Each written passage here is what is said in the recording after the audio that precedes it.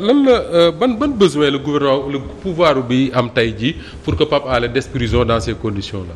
bon man déjà je pense que damay masawu Pape Alé masawu famille am parce que am naa chance bi may nekk directeur communication bu fële ci Prodac sa sœur moo nekkoon ak ñun di liggéey. ah newoon nga fa. Prodac Prodac yaa nga fa woon. waaw maa nga fa woon ok amul benn problème. Banane pourquoi tu insistes. non maa nga fa woon. damay laajte rek. maa nga fa woon j'étais le directeur de la communication. parlons de Pape Alé Niang parlons de Pape Alé oui. amal fulla ju day ni nga introduire foofu noonu bul ci teggi daal. là on parle de Pape Alé. yaa ngi tooñ donc non il faut aller trouver le courage de tes insinuations man loolu rek laa lay daggaam. nekkoon nga Prodac rek ngay mel. est-ce que lii am tey. je pense que bépp sénégalais bi nga xamante ne ni wala bépp jullit mënu ci rafetlu lenn je pense que liñ ko mën a ñaanal mooy mu delluwaat ci wetu njabootam tal ay doomam tal yaayam je savais pas li nga fi jot a évoqué nii daw na yaram mais la première personne qui devrait être consciente de ça s'appelle Pape Alé Niang. parce que man su ma xëyee sama yaay damay xool nemmeeku ko xool ay soxlaam bu may jël yenn risques yi aussi je pèse par 2 fois man Pape Alé Niang fi mu nekk wax naa ko léegi nii yéenewu ma ko te je fais partie de ces Sénégalais qui souhaitons que demain il soit libre et mu mën a vaquer à ses activités mais excusez-moi monsieur Faye je crois. monsieur Dieng.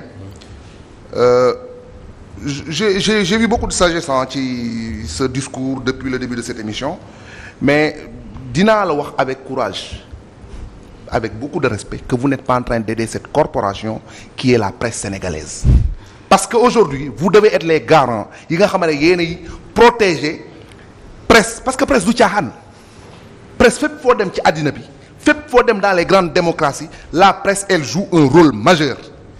Qu'est-ce qui s'est passé ces dernières années avec la presse sénégalaise ku jóg boo demee nga essayer tous les corps de métier nga tële nga ñëw tu te déclares journaliste ñu bàyyi la nga créer sa site internet ñu bàyyi la nga yor sa rajo ñu bàyyi la ngay xëy bay di am ay journaux. ça n'a rien et vous étiez là. fu koy joxe fréquence yi. j'en viens. vous savez le plus difficile dans une discussion du dagg nit ki wala wax mooy déglu ba muy wax.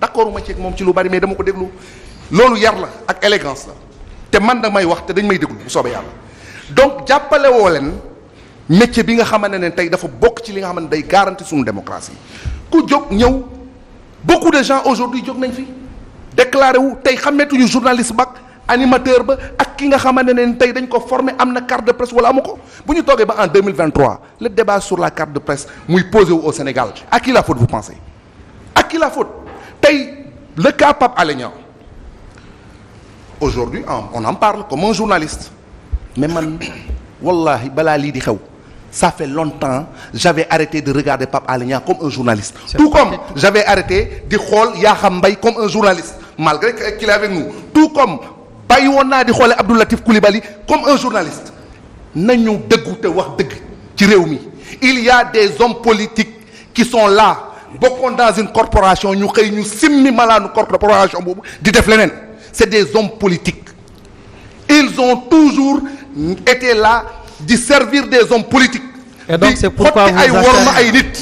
gis nga sama xaritu Pastef bi xam nga lu tax mënul dal. il n'est pas de Pastef sama xaritu yeewi bi boog laa bëgg a wax de Khalifa sama xaritu yeewi askan wi parce que Pape Alé Niang seen biir la bokk.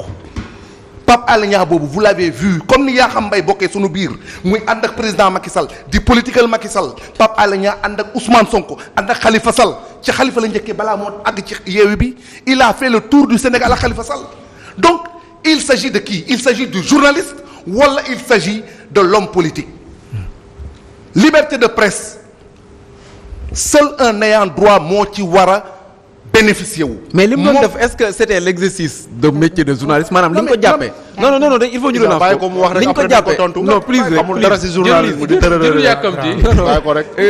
d'accord jarul yàkkamti bàyyi ko mu wax rek. xam nga Talla ji après ñu tontu ndànk-ndànk. hélas nga may ma rek li ma la bëgg laaj mooy Pape Alé maanaam bis biñ ko doon jëli mooy bu njëkk bi ndax li mu doon def c'était un travail de journaliste deuxième fois bi nga xam ne moom lañ ko jëlee aussi ne dafa violer voilà li nga xam ne moo di contrôle judiciaire bi est-ce que loolu yëpp c'était le journaliste parce que waxuñu ce qui se cache derrière ndax day def politique ak yooyu noonu mais li mu doon def est-ce que exercice u métier journaliste la parce que xam nga bu baax journalisme waaw xam nga Issa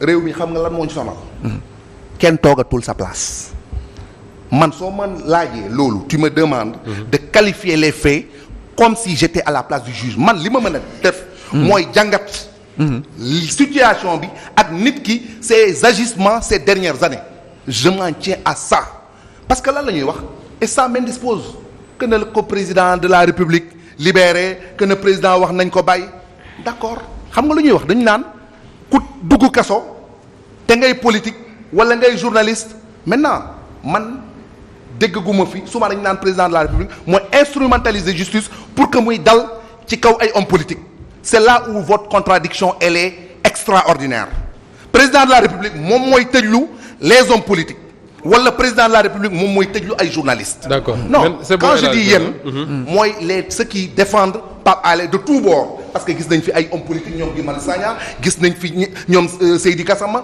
gis nañ fi ay journalistes mais li may wax te ma jàpp ni que ni loolu mooy li nga xam ne mooy dëgg te kenn mënu ko naatable kenn mënu ko weddi ku ko weddi it sa dëgër fit nga ci dem Pape Alé Niang day politique. Très bien gëj na def journalisme. d'accord alors Talla da ngay tontu léegi mais mayel kii rek Elimane wax après Talla Dieng tontu ko Mame Birame may soog a ñëw ci yow. ok allez Elimane dama bëggoon.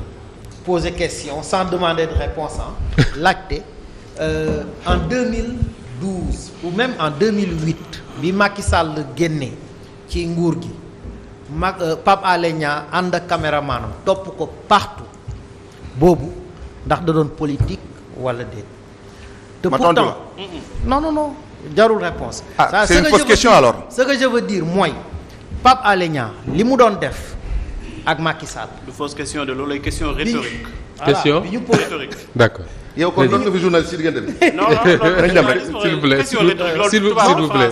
li mu doon def ak sous Macky Sall bi Macky Sall quand Macky Sall avait vraiment besoin de lui li mu doon def son travail de journaliste là exactement loolu la def bi ñu ñëwee bi Macky Sall ñëwee utiliser la justice condamner Karim Wade ci anam yi mu ko defee il avait eu la même posture bi mu Macky Sall paree ci Karim Wade dem ci Khalifa Sall Pape Alé Niang a eu la même posture aujourd'hui bi Macky Sall jubloo ci Ousmane Sonko Pape Alé Niang a la même posture c'est-à-dire suñu xoolee la ligne bi mu suivre depuis lors c'est la ligne est constante donc pour man le véritable problème c'est pas Pape Alé Niang c'est Macky Sall bi foogoon ne moom à l'époque il était un très bon journaliste il faisait très bien son travail et qui aujourd'hui pense que des politiques kooku moo am problème mais c'est pas Pape Alé Niang moom moo am problème autre chose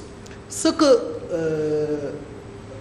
la chose qui me fait trop mal c'est que exercice bi ngeen def nii c'est une atteinte grave à la liberté d'expression au Sénégal c'est-à-dire c'est la liberté d'expression qui est compromise xam nañ fu ñu jógee depuis Sud FM depuis Walfadjri parce que c'est les deux premières ñoom ñoo fi nekkoon d'abord tout le travail que nous avons fait pas simplement que les journalistes les gens ont lutté dans ce pays-là on a lutté pour avoir cette liberté-là c'est cette liberté que vous êtes en train de confisquer liberté boobu ngeen nekk di confisquer mais encore pire conditions yi ngeen koy defee conditions yooyu ñoo ñaaw parce que Sénégal quand même vitrine la woon mais vous prenez un être humain un père de famille ngeen ñëw man ba léegi xaw ma lan la ñuy reprocher Pape Alé Niang très sincèrement non xamuñ en fait en réalité li ñu koy reprocher